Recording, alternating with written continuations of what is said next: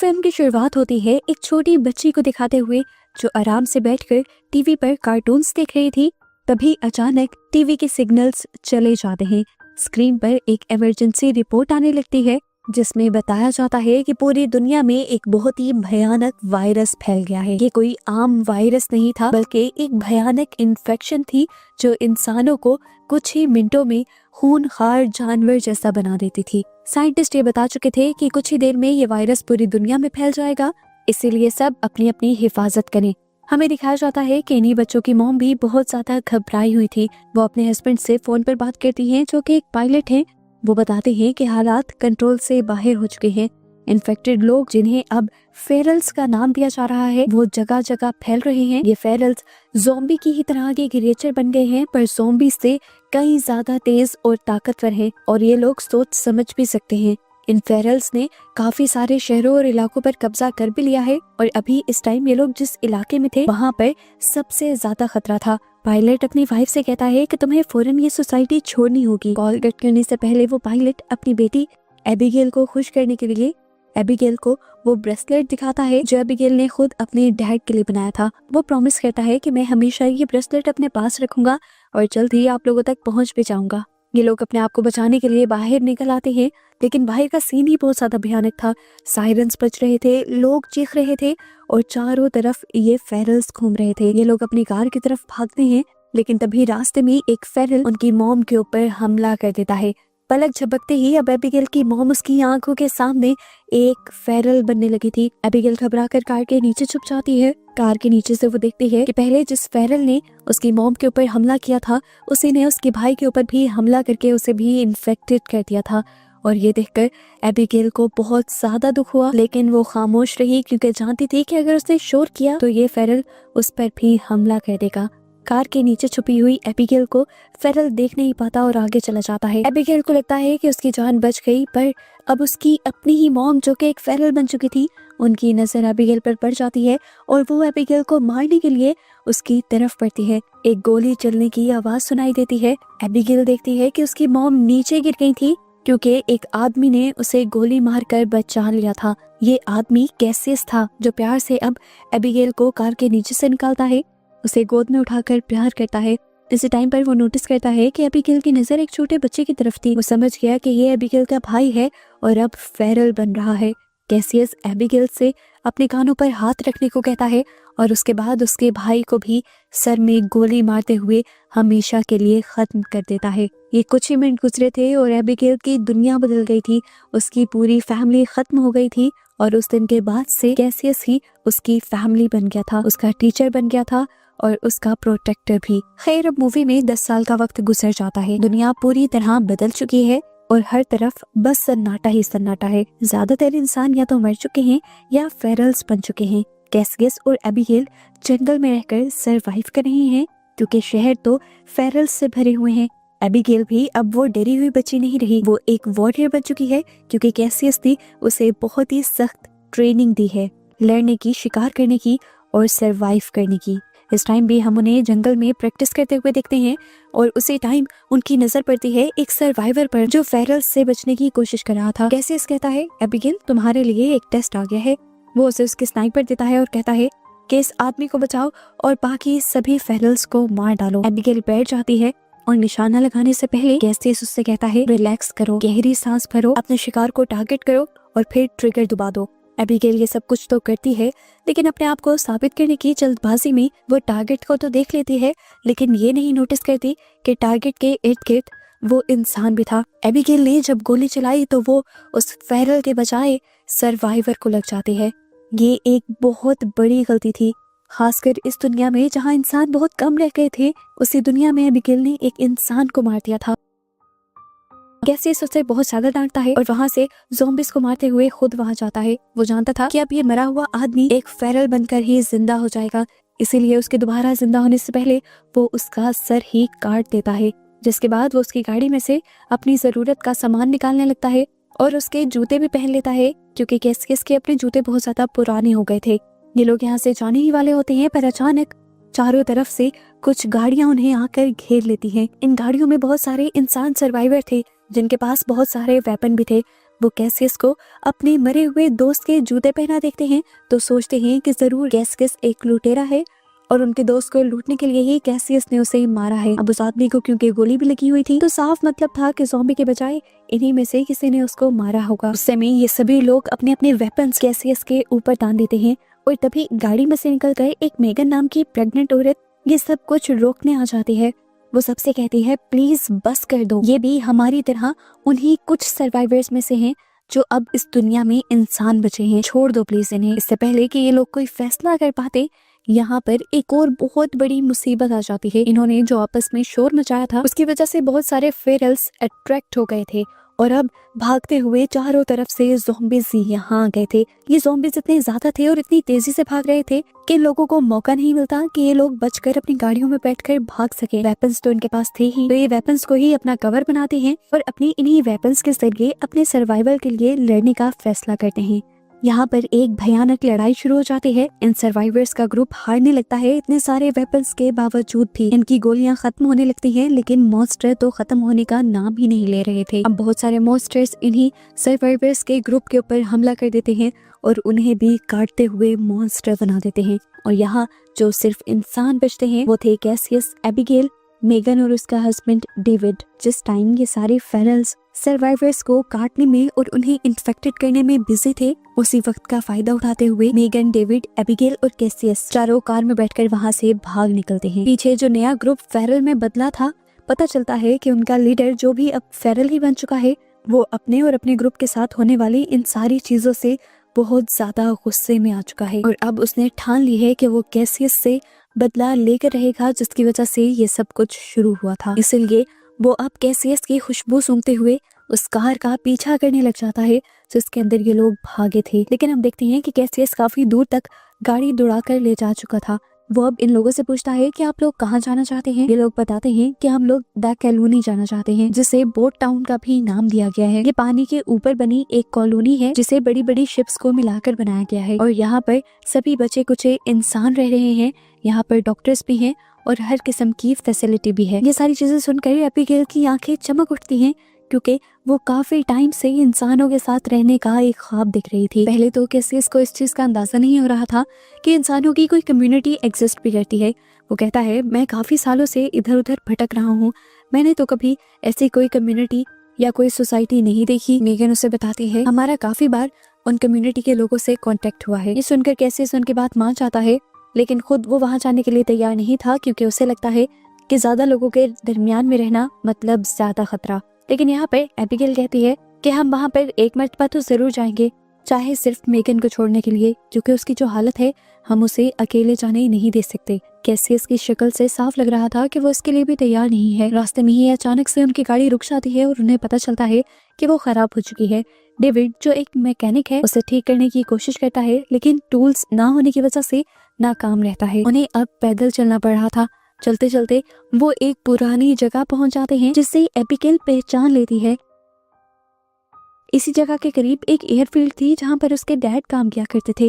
वो सबसे कहती है कि हमें एयरपोर्ट की तरफ चलना चाहिए, शायद हमें वहां पर कोई प्लेन मिल जाए और हमारा आगे जाने का सफर आसान हो जाए। कैसियस को ये आइडिया बहुत ही बेकार लगता है क्योंकि 10 साल बाद कोई प्लेन उड़ने के काबिल तो रहा नहीं होगा। एबिगेल जब जिद करती है तो वो जाने के लिए मान जाता है और वहां जाकर इन्हें एक बहुत ही अजीब चीज ये देखने को मिलती है कि इस एयरफील्ड के अंदर एक भी प्लेन नहीं था।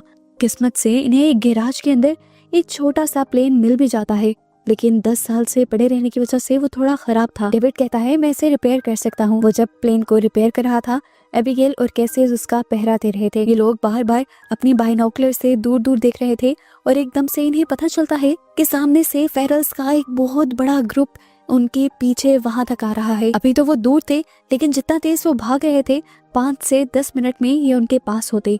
ये लोग भागकर यहाँ पर आते हैं और डेविड से जल्दी जल्दी काम करने को कहते हैं। एबिगेल इतने में पायलट सीट पर बैठ जाती है और वो सारी चीजें याद करने लगती है जो उसके डैड उसे सिखाया करते थे बचपन में।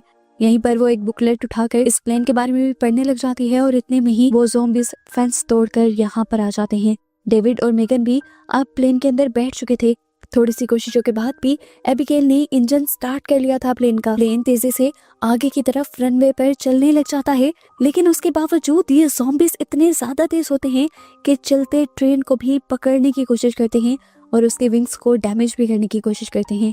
इस टाइम पर केसीएस आधा प्लेन के अंदर बैठा हुआ था तो आधा बाहर था, जिसे एक ज़ॉम्बी पकड़कर बाहर निकालने की कोशिश कर रहा था, पर वो ज़ॉम्बी के सर पर गोली चलाते हुए उसे प्लेन से नीचे गिरा देता है और फिर फाइनली एबिगेल इस प्लेन को हवा में उड़ा लेती है। इस प्लेन को उड़ता हुआ देखकर सब लोग बहुत ज्यादा खुश हुए थे। सभी लोगों ने सुकून की सांस ली थी क्योंकि इतना बड़ा सफर ये लोग अब चंद घंटों में ही तय करने वाले थे। लेकिन उनकी ये खुशी ज्यादा देर तक नहीं टिकती। घंटा भर चलने के बाद ही इस प्लेन में से धुआं निकलने लग जाता है क्योंकि इंजन बहुत ज्यादा पुराना था और उसकी सर्विस नहीं की गई थी। कुछ ही देर में प्लेन का इंजन पूरी तरह फेल हो जाता है और प्लेन आउट ऑफ कंट्रोल हो जाता है। अपनी जान बचाने के लिए कैसियस एबिगेल का साथ देता है और प्लेन का लीवर पकड़ते हुए उसे एक दरख्त के अंदर क्रैश करवाता है ताकि इन्हें कम से कम नुकसान हो। उनका ये आइडिया काम भी कर गया था। इन्हें छोटी मोटी चोटें लगी तो थी लेकिन इनमें से मरा कोई भी नहीं था। खैर, जितना भी रास्ता इन्होंने इस प्लेन से तय करना था वो तो कर लिया था। आगे का रास्ता इन्हें अब पैदल तय करना था जो लगभग 2 दिन का और था। ये लोग अब यहाँ पर टूटी फूटी बिल्डिंग्स के अंदर रात रहने का फैसला करते हैं क्योंकि दूर दूर तक यहाँ पर ज़ॉम्बीज़ नहीं थे। फिर भी कैसियस ने यहाँ चारों तरफ ट्रैप भी लगा दिए थे। जिसके बाद जब वो अंदर आता है तो मेगन आकर उसका शुक्रिया करती है और कहती है अगर तुम ना होते तो अब तक हम मर जाते। ये सुनकर कैसियस थोड़ा पिघलने लगता है जो हमेशा से बहुत ही ज्यादा सख्त रहता था। मेगन को देखकर उसे अपना पास्ट याद आ जाता है और वो मेगन को बताता है कि मैंने सबसे पहले अपनी वाइफ को मारा था, वो भी मजबूरी में क्योंकि वो इन्फेक्टेड हो गई थी और अपने आप को बचाने के लिए मेरे पास कोई दूसरा रास्ता नहीं था। उस दिन के बाद से उसने कसम खा ली थी कि वो किसी के लिए नहीं लड़ेगा, वो सिर्फ अपने सर्वाइवल के लिए काम करेगा। लेकिन फिर उसे एबिगेल मिल गई और उसने अपना फैसला बदल लिया। फिर उसने एबिगेल को अपना साथी बना लिया और उसे अपनी बेटी की तरह पाला। वो बताता है कि एबिगेल के अलावा किसी को भी बचाना अब मेरा मिशन नहीं है, लेकिन मैं तुम्हारी और डेविड की जिम्मेदारी लेता हूँ और वादा करता हूँ कि मैं तुम्हें तुम्हारी मंजिल तक पहुँचा दूंगा। फिर अगले दिन ये अपना सफर शुरू कर देते हैं और इन्हें रास्ते में चलते हुए एक बहुत ही अजीब चीज दिखाई देती है।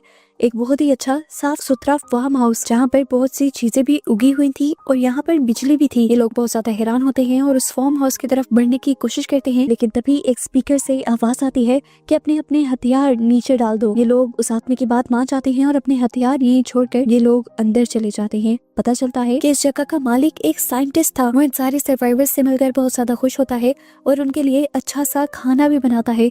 ये सब खाना खाते हुए रो पड़ते हैं क्योंकि 10 सालों बाद वो इतना अच्छा खाना खा रहे थे। डिनर के बाद ये लोग बैठकर बातें करने लग जाते हैं और बातें करते हुए एक बहुत ही अजीब बात वो साइंटिस्ट ये कहता है कि ये वायरस कोई बुरी चीज नहीं है, बल्कि ये तो ह्यूमन एवोल्यूशन है। वो मानता है कि इस वायरस ने सारे कमजोर इंसानों को मार दिया है और ताकतवर इंसानों को फेरल्स में बदल दिया है और अब इन नई फेरल्स को ही इस दुनिया के ऊपर कब्जा करना चाहिए और बचे कुचे इंसानों को भी मर जाना चाहिए। जैसे जैसे वो बोल रहा था सबको चक्कर आने लगे थे क्योंकि उसने सबकी ड्रिंक में बेहोश होने की दवा मिलाई हुई थी। और ऐसे हमें पता चलता है कि साइंटिस्ट का उन सबको अंदर बुलाने का इरादा कुछ अच्छा नहीं था। जब इनकी आंखें खुलती हैं तो ये लोग बंधे हुए होते हैं। यहाँ पर साइंटिस्ट इनको अपनी असलियत बताता है और कहता है कि मैं तो यहाँ पर ज़ॉम्बीज़ के ऊपर ही एक्सपेरिमेंट कर रहा था। उसने अपनी ज़ॉम्बी बनी हुई वाइफ को भी यहाँ कैद करके रखा हुआ था और उसने एक ऐसी डिवाइस भी बनाई थी जिससे वो न सिर्फ अपनी वाइफ को बल्कि सभी ज़ॉम्बीज़ को कंट्रोल कर सकता था। वो बताता है कि मैं चाहता हूँ सारे इंसान मर जाएं और सारे फेरल्स में यानी ज़ॉम्बीज़ में बदल जाएं ताकि मैं उन्हें कंट्रोल कर कर इस पूरी दुनिया पर राज कर सकूं। वो अब अपनी ज़ॉम्बी बनी हुई वाइफ को आज़ाद कर देता है और अपनी डिवाइस की मदद से कंट्रोल करते हुए इन लोगों की तरफ मारने को भेजता है। सब घबरा जाते हैं। जैसे ही वो कैसियस के पास आती है, कैसियस उसे जोर से टांग मारकर पहले अपने से दूर कर देता है और इतने में डेविड अपनी ताकत का इस्तेमाल करता है और अपनी रस्सियां तोड़ देता है। यहाँ पर हमें एक ट्विस्ट ये पता चलता है कि डेविड थोड़ा थोड़ा इन्फेक्टेड हो रहा था। उसने एक आध मर्तबा अपने आप को मारने का भी सोचा, लेकिन फिर उसने फैसला किया कि वो पहले अपनी वाइफ को सेफ जगह पर उसे टाउन में पहुंचाएगा और फिर अपनी जान देगा। उसने ये भी फैसला किया था कि अगर वो सफर के दौरान ही इन्फेक्टेड हो गया तो वो अपने आप को मार देगा। अभी उसके बारे में किसी को ये हकीकत नहीं पता थी, लेकिन इस ज़ॉम्बी वायरस ने अभी तक जो उसे ताकत दी थी उसी ताकत से वो अब इस नई ज़ॉम्बी से लड़ने लग जाता है। ये लोग आखिर उस ज़ॉम्बी को मार देते हैं और इन्हें देखकर डरते हुए साइंटिस्ट यहाँ से भाग जाता है। ये लोग मौके का फायदा उठाते हैं, अपना वेपन्स और सामान इकट्ठा करते हैं और साइंटिस्ट का ही ट्रक लेकर यहाँ से निकल जाते हैं। इनके यहाँ से भागने के बावजूद भी साइंटिस्ट ने हार नहीं मानी थी। वो तो इन्हें हर हाल में मारना चाहता था, इसलिए वो अपनी डिवाइस का इस्तेमाल करते हुए बहुत से ज़ॉम्बीज़ को उनकी गाड़ी के पीछे लगा देता है। इधर इन लोगों को भी आगे से रास्ता बंद मिलता है और इनके पास कोई दूसरा रास्ता नहीं रहता सिवाय इसके कि ये लोग गाड़ी से बाहर निकलकर भागना शुरू कर दें। पीछे से ज़ॉम्बीज़ भी बहुत ज्यादा आ गए थे। डेविड को भी अब समझ आ गई थी कि वो पूरी तरह इन्फेक्टेड में बदलने वाला है, क्योंकि उसकी पेट की नसें भी खाली पड़ चुकी थी और उसकी हालत भी बहुत ज्यादा खराब हो रही थी।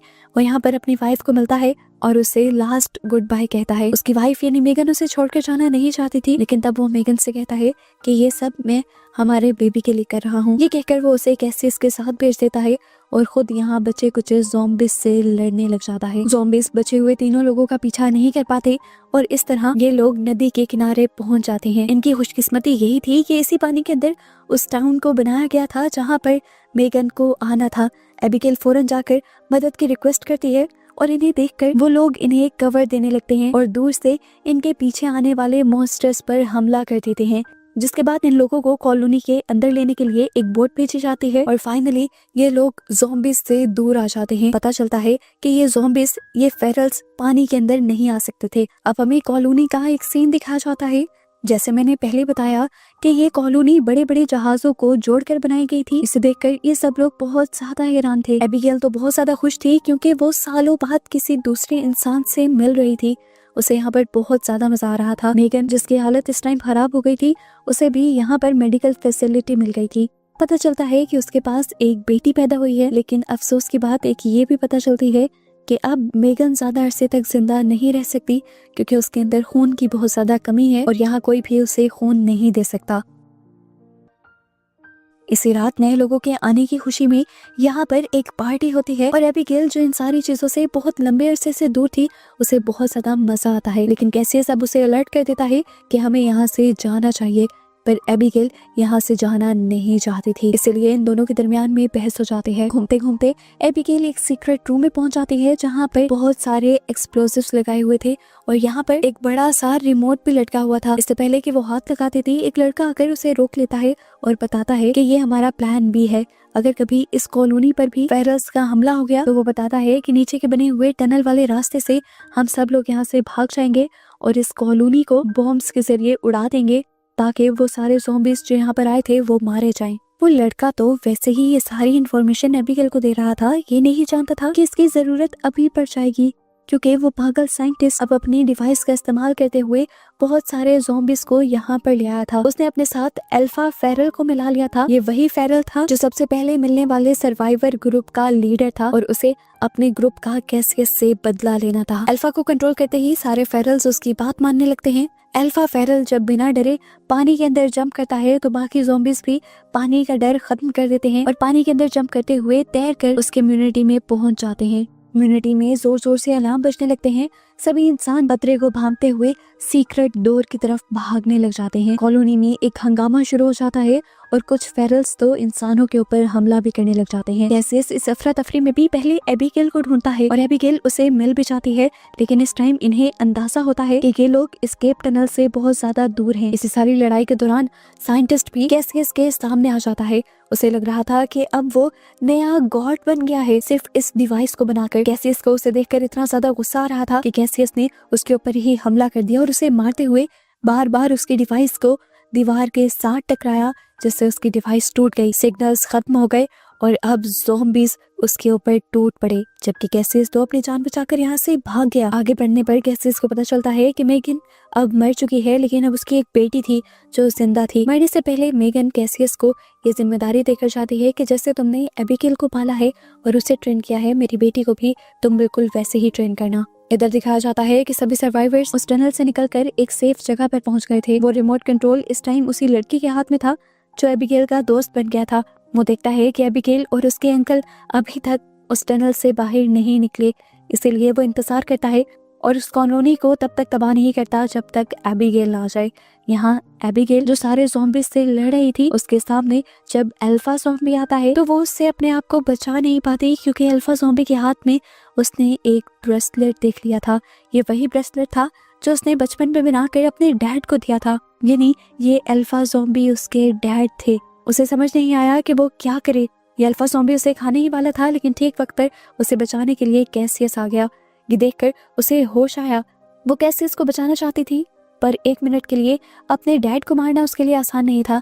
लेकिन फिर उसे एहसास हो गया कि इस टाइम ये ज़ॉम्बी इंसान उसका डैड नहीं है बल्कि कैसियस उसका डैड है। इसलिए उसने उस ज़ॉम्बी के सर में गोली मारी और कैसियस को बचा लिया। अपने डैड को मारने के बाद एबिगेल कुछ देर के लिए सदमे में चली गई थी, लेकिन कैसियस एबिगेल को यहाँ से खींचता हुआ जल्दी से टनल की तरफ बढ़ जाता है। जैसे ही ये लोग टनल से बाहर निकलते हैं, वो लड़का इस कॉलोनी को तबाह करने के लिए बटन दबा देता है। बस चंद ही सेकंड लगते हैं और ये कॉलोनी पूरी तरह तबाह हो जाती है और यहाँ पर आए हुए सभी ज़ॉम्बीज भी जलकर राख हो जाते हैं। सर्वाइवर्स इस टाइम नदी के दूसरे किनारे पर थे और इन्हें अब दूसरी तरफ एक छोटा सा आइलैंड नजर आ रहा था। ये आइलैंड इनके लिए एक उम्मीद थी और ये लोग इसी आइलैंड पर नई कॉलोनी बनाने का डिसाइड करते हैं।